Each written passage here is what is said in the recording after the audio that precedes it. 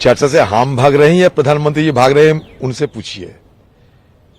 बात तो यह है कि प्रधानमंत्री 3 महीने तक उनकी जुबान से एक शब्द नहीं निकल पा रहे हैं कि मणिपुर में शांति बहाल हो, लोगों में डर ना हो, लोग चैन से जिंदगी गुजरे, और इसके लिए क्या क्या ठोस कदम उठाए जा रहे हैं, कितने राशि मुहैया किया जा रहे हैं, नए क्या क्या इंतजामियात किया जा रहे हैं, इस दिशा पे हमारे प्रधानमंत्री जी साथ साथ इस देश की सरकार ने एक लफ्ज नहीं निकाल रहे हैं। बात यह है कि जो भी इनकी मन में आए बोल सकते हैं। मुझे तो लगता है कि एफएम साहब ने जब ये कह रही है मैडम निर्मला सीतारमण जी कि हम लोग गए या ना गए, ये उनको शक है, तो मैं ये कह रहा हूं कि एफएम का मतलब फिनेंस मिनिस्टर भी हो सकते, एफएम का मतलब फेक मिनिस्टर भी हो सकते। तो आप कौन सा मिनिस्ट्री की अभी नुमाइंदगी करते हैं, ये आप अपने को पूछो। दूसरी बात है कि हमारी तरफ से सही ढंग से आवाज उठ रहे हैं, ये आवाज मणिपुर तक पहुंच चुके हैं, ये आवाज हिंदुस्तान के घर घर पहुंच रहे हैं कि विपक्ष ने मणिपुर की मुद्दा छोड़ने वाला नहीं है। इसीलिए जो आज तक चुप्पी साधी थी, उनके जुबान से भी आवाज निकलने लगे। यही है ना बात। कम से कम हम उनको धक्का मार के मजबूर तो किया कि मणिपुर के मुद्दे लेकर तुम भी कुछ ना कुछ बोलो, चाहे झूठ बोलो या सच बोलो, लेकिन कुछ तो बोलो। तो कह रहे घड़ियाली आंसू बहा रहे हैं और आप राजनीति कर रहे हैं, इससे बड़ा दुख ठीक है, सबसे बड़ा उनकी दुख को मैं दुखी ज्यादा हूं उनसे। उनका ये दुख मणिपुर की बासिंदों के लिए करना चाहिए था। जो मणिपुर के महिला ने, मैंने खुद देखा है, जब बच्चे को जन्म देने की हालत होते हैं, डिलीवरी की समय होते हैं, उनके गोपनीयता की कोई जगह नहीं मिलते। विवस्त करके नंगे घुमाए जा रहे हैं, अत्याचार किए जा रहे हैं, बलात्कार हो रहे हैं, खून होते हैं। मैडम निर्मला सीतारमण की कोई जानकारी नहीं थी।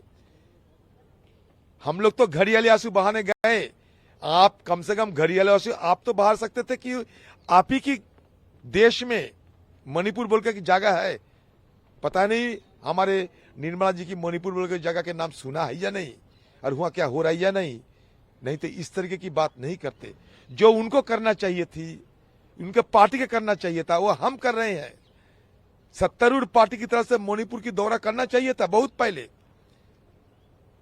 हमारे खिलाफ आलोचना करने की तो समय आपको मिलेगा, लेकिन मुझे ये सलाह देना चाहते हैं सत्तारूढ़ पार्टी को, हमारे खिलाफ शिकायत दर्ज करने से पहले आप खुद दौरा करो मणिपुर और जाके देखो, जाइया लिया करो। आपको खुद पता चलेगा क्यों हम लोग इतना परेशान है, क्यों हम लोग इतना आंदोलनरत है। आपको खुद मालूमात हो जाएगी, क्योंकि मणिपुर की स्थिति संगीन होते जा रहे हैं। और हमारे घड़ियाली आंसू कहे या कुछ भी कहे, ये अलग बात है, इससे मणिपुर की हाल नहीं निकलेगा। मणिपुर की जो हाल है, ये हाल से मणिपुर को बचाना चाहिए। इसके लिए कोई रास्ता अपनाना चाहिए। हमें गाली देने से मणिपुर की हाल नहीं सुधरेंगे। मणिपुर में सामान्य स्थिति बहाली की जरूरत है, मणिपुर में सौहार्द बनाए रखने की जरूरत है, मणिपुर में भाईचारा सद्भावना बनाए रखना जरूरी है। मोदी जी और साथ साथ सत्तारूढ़ पार्टी ये सोचे तो बेहतर होगी। हमारे लोग घड़ियाली से बाहे ना बाहे, आप तो म्यू म्यू तो करते हैं, कम से कम आप म्यू म्यू करते रहिए, हम अपना आवाज बुलंद करते रहेंगे। आखिरी सवाल सर, प्रहलाद जोशी साहब ने इस सदन में नहीं, राज्यसभा में ये बात कही कि हम लोग तो शॉर्ट ड्यूरेशन पे चर्चा कर रहे हैं, हम चर्चा कर रहे हैं, और अब देश देख रहा है कि कौन चर्चा कर रहा है। अच्छा ठीक है, शुरू से दिन से देख रहे हैं, शुरू से दिन से हम लोग यही कह रहे हैं कि मसला गंभीर है, देश की मसला है, और इसका गंभीरता को मद्देनजर प्रधानमंत्री आके सदन में 2 टूक कहे। अगर प्रधानमंत्री सदन में आ जाते और 2 टूक कहते, आसमान तो टूट नहीं पड़ती, भूकंप तो नहीं होती। लेकिन किस बजाय क्या है कि इसने गंभीर मुद्दे को लेकर प्रधानमंत्री सदन में आके 2 लफ्ज कहने के लिए समय नहीं मिला उनको। सारे मणिपुर जल रहे हैं, जब सारे देश चिंता कर रहे हैं, सारे दुनिया में चर्चा आलोचना हो रहे हैं हमारे खिलाफ, और प्रधानमंत्री जी को 2 मिनट की समय नहीं मिली 20-30 सेकंड को भी समय नहीं मिली कि जो बात बाहर कहे जाते सदन के अंदर वो नहीं कहे जाते थे। तो ये सदन जानबूझकर ठप कराया जाता है सरकारी तरफ से, सरकार के पक्ष से। वो नहीं चाहते सदन की कामकाज सही ढंग से हो, इसलिए हमारी मांग को टालते रहते और धड़ल्ले से एक के बाद एक बिल पास कराते रहते। ये हमारे हिंदुस्तान में आज तक कभी नहीं हुई। आपको जानकारी देते हैं, आजादी के बाद ये सदन में 27 ऐसा अविश्वास प्रस्ताव आए थे। 27 कभी अविश्वास प्रस्ताव स्वीकृत होने की बाद, स्पीकर साहब की मान्यता होने की बाद, अविश्वास प्रस्ताव ना लेने के पहले इतने सारे बिल धड़ल्ले से कभी नहीं पास होती। आज तक 27 ऐसा अविश्वास प्रस्ताव सदन में पारित हुई, जिसमें सिर्फ 2 अविश्वास प्रस्ताव में सिर्फ 2 बिल पारित किए गए थे, वो भी विपक्ष के साथ चर्चा करते हुए।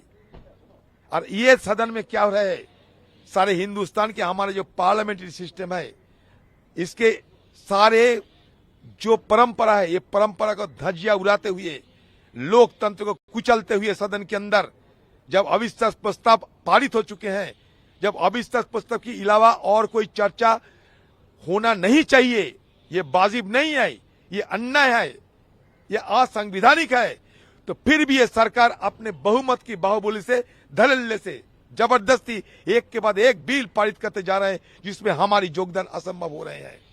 तो इसका मतलब ये होता है ये सरकार खुद नहीं चाहते सदन चले, शोर शराबे होते रहे और हम बिल पास कराते रहे, कोई जवाबदेही हमें ना करना पड़े।